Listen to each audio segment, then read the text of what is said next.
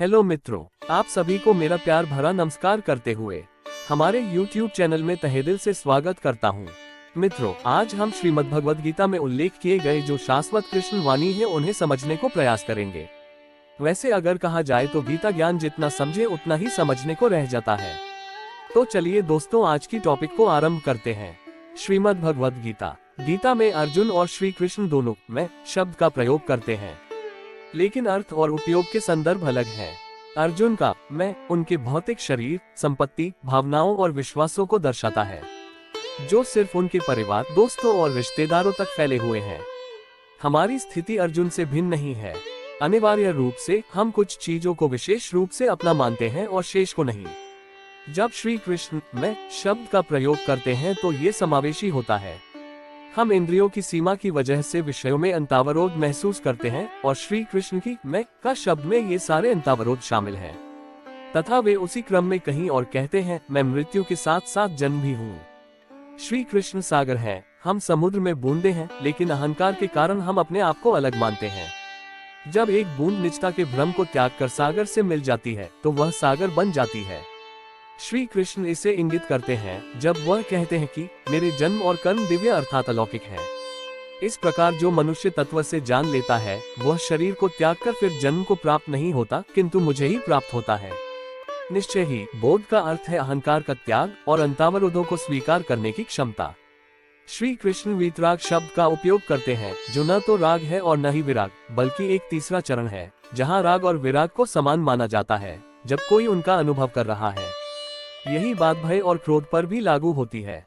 श्री कृष्ण एक और शब्द ज्ञान तप का प्रयोग करते हैं। तप और कुछ नहीं बल्कि जीने का एक अनुशासित तरीका है और हम में से कई लोग इसका अभ्यास करते हैं। अज्ञान के साथ किया गया तप ऐन्द्रिक सुखों और भौतिक संपदाओं की तलाश के लिए एक गहन खोज बन जाता है। श्री कृष्ण हमें ज्ञान तप का अनुसरण करने की सलाह देते हैं, जो जागरूक अनुशासित जीवन है। उनका कहना है कि पहले भी जिसके राग, भय और क्रोध सर्वथा नष्ट हो गए थे और जो मुझ में अनन्य प्रेम पूर्वक स्थिर रहते थे, ऐसे मेरे आश्रित रहने वाले बहुत से भक्त ज्ञानरूप तप से पवित्र होकर मेरे स्वरूप को प्राप्त हो चुके हैं। श्री कृष्ण स्पष्ट करते हैं कि जिस प्रकार धुएं से अग्नि और मैल से दर्पण ढक जाता है तथा जिस प्रकार जेर से गर्भ ढका रहता है, उसी प्रकार काम के द्वारा ये ज्ञान ढका रहता है। इससे पहले श्री कृष्ण ने कहा था कि गुण हमें सम्मोहित करने की क्षमता रखते हैं। रजोगुण से उत्पन्न इच्छा वही करती है। उन्होंने आगे विस्तार से बताया कि इंद्रियां, मन और बुद्धि ये सब इसके वासस्थान कहे जाते हैं। ये काम मन, बुद्धि और इंद्रियों के द्वारा ही ज्ञान को ढांप करके जीवात्मा को मोहित करता है। एक दर्पण साक्षी का आदर्श उदाहरण है। इसका ज्ञान बिना किसी नामकरण के इसके सामने लाई गई स्थितियों और लोगों दोनों को प्रतिबिंबित करना है। इसमें न तो अतीत का बोझ है और न ही भविष्य से कोई अपेक्षा, और यह हमेशा वर्तमान में रहता है।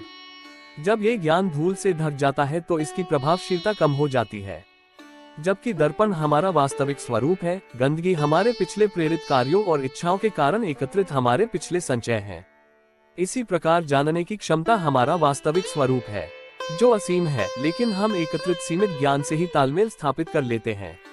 संक्षेप में, गंदगी हमारे अतीत का संचय है जिसमें ज्ञान, सुखद या अप्रिय यादें और निर्णय शामिल हैं, जो हम पर हावी होते हैं। इसी तरह इच्छाएं हमारी आत्मा को उसके ज्ञान को ग्रहण लगाकर भ्रमित करती हैं। कार्यस्थल और परिवार में ध्यान से देखने पर पता चलता है कि हम अपने अतीत के भारी बोझ को ढोते हैं और वर्तमान क्षण की सराहना करना मुश्किल पाते हैं, जिसके परिणामस्वरूप उत्पादकता कम और गलतफहमी हो जाती है। अतीत में जीना दुर्गति है और इससे बचाव का उपाय यह है कि हम अतीत के खुद को गुलाम न बनाने दें। हम इसमें से कुछ का उपयोग एक उपकरण के रूप में तब तक कर सकते हैं जब तक कि हम चेतना के वर्तमान क्षण के साथ स्थायी रूप से खुद को संरक्षित नहीं कर लेते। श्रीमद् भगवद गीता में श्री कृष्ण कहते हैं कि मन की प्रसन्नता होने पर इसके संपूर्ण दुखों का अभाव हो जाता है और उस प्रसन्नचित्त वाले कर्मयोगी की बुद्धि शीघ्र ही सब ओर से हटकर एक परमात्मा में ही भली भांति स्थिर हो जाती है।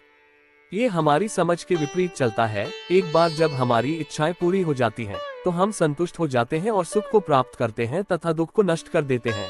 लेकिन श्री कृष्ण हमें पहले संतुष्ट होने के लिए कहते हैं और बाकी अपने आप हो जाता है। उदाहरण के लिए हम ये निष्कर्ष निकालते हैं कि बुखार, दर्द आदि जैसे लक्षण होने पर हम स्वस्थ नहीं रहते हैं। इन लक्षणों का दमन हमें तब तक स्वस्थ नहीं करेगा जब तक इन लक्षणों की जड़ का इलाज नहीं किया जाता। वहीं दूसरी ओर पौष्टिक आहार, अच्छी नींद, फिटनेस व्यवस्था आदि हमें अच्छा स्वास्थ्य प्रदान करते हैं। इसी तरह भय, क्रोध और द्वेष, जो दुख का हिस्सा है, संतोष की कमी के संकेत हैं और उनका दमन हमें अपने आप संतुष्ट नहीं करेगा। स्वीकार्य व्यवहार करने के लिए और इन संकेतों को दबाने के लिए कई त्वरित सुधारों का प्रचार और अभ्यास किया गया है, लेकिन ये संचित दमन बाद में और अधिक जोश के साथ इन चीजों को वापस लाता है। उदाहरण के लिए दफ्तर में अधिकारी के विरुद्ध दबा हुआ गुस्सा अक्सर अपने साथियों या परिवार के सदस्यों के विरुद्ध निकाला जाता है। आनंद का मार्ग दुनिया की ध्रुवीय प्रकृति के बारे में जागरूक होना है। कर्म फल की अपेक्षा के बिना कर्म के बारे में जागरूकता है कि हमारे कार्यों, विचारों और भावनाओं के लिए हम कर्ता नहीं बल्कि साक्षी हैं। देही आत्मा, जो हमारा अव्यक्त भाग है, हमेशा संतुष्ट रहता है, परंतु हम प्रकृति के साथ पहचान करते हैं जो दुख का कारण है, जैसे रस्सी को सांप समझ बैठना।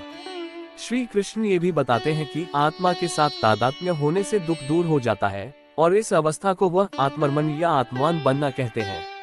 यह न तो दुख का दमन है और न ही अभिव्यक्ति है, बल्कि उन्हें देखने और पार करने में सक्षम बनना है। श्रीमद् भगवद गीता में श्री कृष्ण कहते हैं कि जैसे विभिन्न नदियों के जल सब ओर से परिपूर्ण अचल प्रतिष्ठा वाले समुद्र में उसको विचलित न करते हुए ही समा जाते हैं, उसी प्रकार वही पुरुष परम शांति को प्राप्त होता है जो कामनाओं से प्रभावित नहीं होता। वह आगे कहते हैं कि जो पुरुष संपूर्ण कामनाओं को त्याग कर मोह रहित और अहंकार रहित हुए विचरता है, वही शांति को प्राप्त होता है। ये ब्रह्म को प्राप्त हुए पुरुष की स्थिति है, जिसके बाद वह कभी मोहित नहीं होता और अंत काल में भी इस ब्राह्मी स्थिति में स्थिर होकर ब्रह्मानंद को प्राप्त हो जाता है। श्री कृष्ण इस शाश्वत अवस्था, मोक्ष, परम स्वतंत्रता, आनंद और करुणा की तुलना करने के लिए समुद्र का उदाहरण देते हैं और नदियां इंद्रियों द्वारा लगातार प्राप्त होने वाली उत्तेजनाएं हैं। सागर की तरह एक शाश्वत स्थिति प्राप्त करने के बाद मनुष्य स्थिर रहता है, भले ही प्रलोभन और इच्छाएं उनमें प्रवेश करती रहें। दूसरे, जब नदियां समुद्र से मिलती हैं तो वे अपना अस्तित्व खो देती हैं। इसी तरह जब इच्छाएं उस व्यक्ति जो शाश्वत अवस्था में है उसके के अंदर प्रवेश करती हैं, तो वे अपना अस्तित्व खो देता है। तीसरा, बाहरी दुनिया की उत्तेजनाओं से हमारे अंदर प्रतिक्रिया उत्पन्न होती है और दुख तब होता है जब इस प्रतिक्रिया को नियंत्रित करने की क्षमता हम में न हो। अत संकेत यह है कि समुद्र की तरह हमें भी ऐसी अनित्य उत्तेजनाओं को सहन करना सीखना चाहिए। हमारी समझ यह है कि प्रत्येक कर्म का एक कर्ता और कर्मफल होता है। इससे पहले श्री कृष्ण ने हमें कर्म और कर्मफल को अलग करने का मार्ग दिया। अब वह हमें सलाह देते हैं कि मैं और अहंकार, कर्तापन की भावना को छोड़ दें ताकि कर्ता और कर्म अलग हो जाएं। एक बार शांति की यह शाश्वत स्थिति प्राप्त हो जाने के बाद यहाँ से वापसी का कोई मतलब नहीं है और कोई भी कर्म इस सक्रिय ब्रह्मांड के अरबों कार्यों में से सिर्फ एक बनकर रह जाता है। गीता में सांख्य के माध्यम से विषाद दुख के बाद शाश्वत अवस्था आती है, क्योंकि यह प्राकृतिक नियम है कि अत्यधिक दुख में मोक्ष लाने की संभावना और क्षमता होती है जब इसे सक्रिय रूप में उपयोग किया जाता है, जैसे श्री कृष्ण ने अर्जुन के साथ किया था।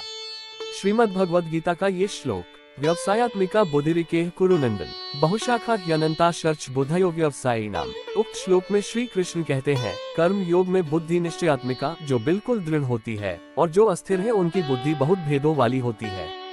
पूर्व के कुछ श्लोकों में श्री कृष्ण कहते हैं कि समत्व ही योग है, जो दो ध्रुवों जैसे सुख दुख, हार जीत और लाभ हानि का मिलन है।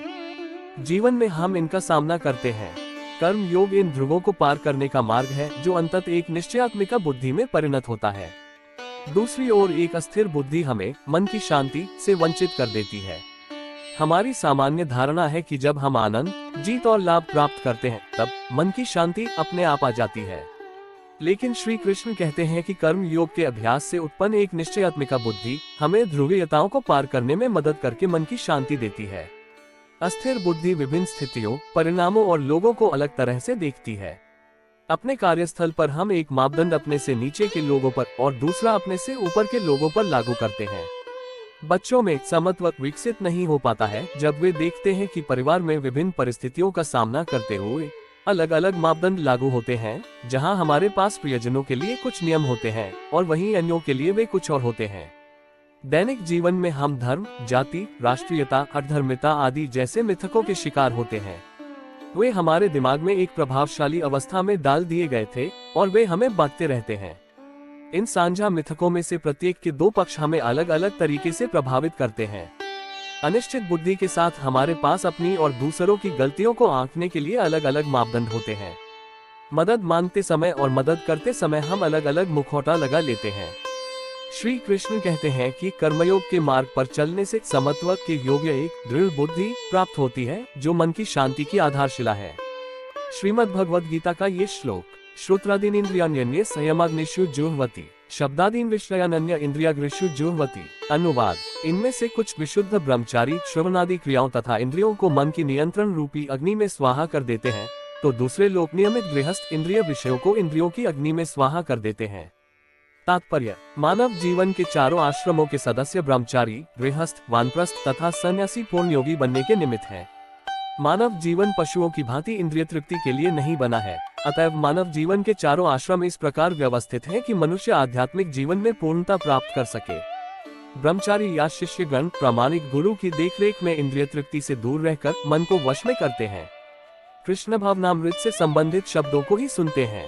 श्रवण ज्ञान का मूलाधार है। अत शुद्ध ब्रह्मचारी सदैव हरेर नामानुकीर्तनम अर्थात भगवान के यश के कीर्तन तथा श्रवण में ही लगा रहता है। वह सांसारिक शब्द ध्वनियों से दूर रहता है और उसकी श्रवणेंद्रिय हरे कृष्ण की आध्यात्मिक ध्वनि को सुनने में ही लगी रहती है। इसी प्रकार से गृहस्थ भी, जिन्हें इंद्रिय तृप्ति की सीमित छूट है, बड़े ही संयम से इन कार्यों को पूरा करते हैं।